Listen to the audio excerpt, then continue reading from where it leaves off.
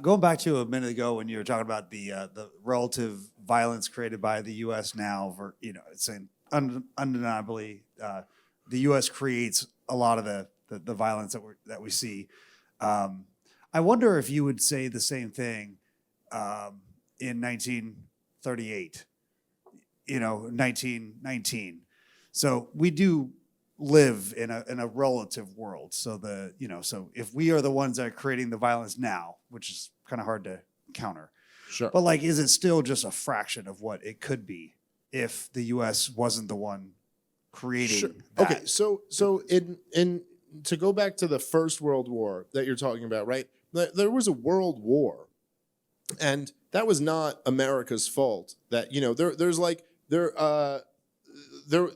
have the Industrial Revolution, and human beings have all of a sudden. If you look at a chart throughout human history of the amount of wealth, compared to today, up until about the 1870s, it's like there's nothing. It doesn't even register on a scale to today. And then in the Industrial Revolution, it jumps up. We were just basically pre-Industrial Revolution. We had, by today's standards, essentially zero wealth. And then we have the Industrial Revolution. So basically you have the 19th century, the two greatest things in the history of the world happen. You have the Industrial Revolution and the abolition of slavery, at least across the Western world. There's the greatest things ever. It's like magic. You couldn't even have fathomed it in the 17th century that would have happened by the 19th century. And so what happens is you have basically this drastic increase in freedom and production. And then what comes along with that is now you have these factories and you have the ability, because man has fallen and human beings are imperfect. You have this ability to kill people on a much higher level. And so the First World War breaks out, and they were basically and I think this is pretty mainstream history. They were basically fighting to a standstill.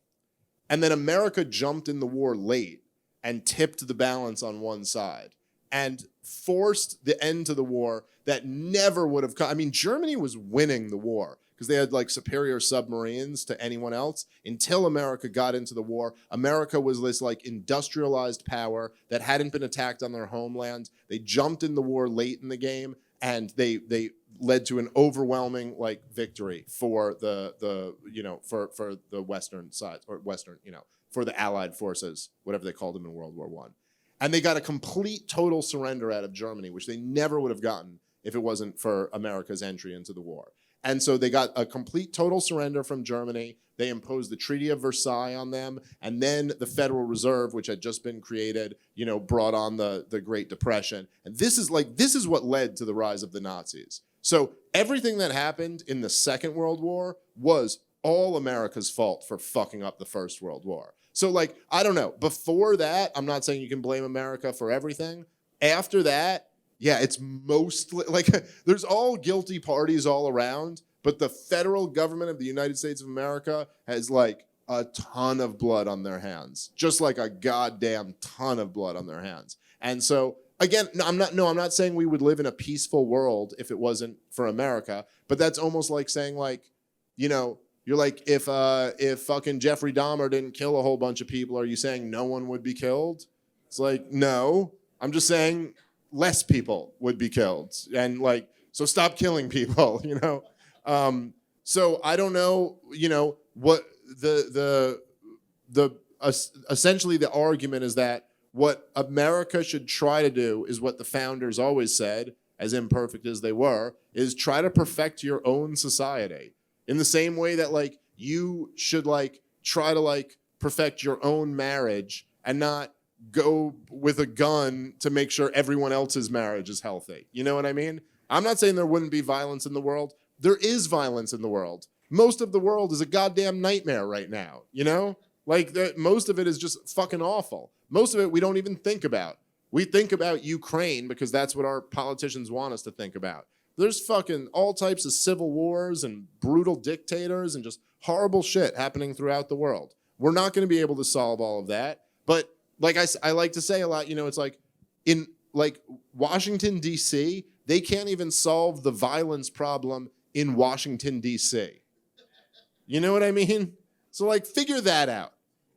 Fucking, you got fucking like little kids in Washington, D.C. right now who can't fucking read or write, who have like, you know what I mean? Who are growing up around like gangbangers and shit like that. Figure that out. Get Washington, D.C. settled. And then we'll talk about how you can move out from there and solve the rest of the world's problems. Like, let's do that first. Like, it's like with the war on drugs, where they go, we're going to fight a war on drugs across, the United States of America and all of Latin America. And they can't even keep drugs out of federal prisons. Like, the federal government can't keep drugs out of federal prisons. And they want to try to fight a war on drugs. Do that. Control 1 square block. You know what I mean? Before you think you're going to solve the world's problems.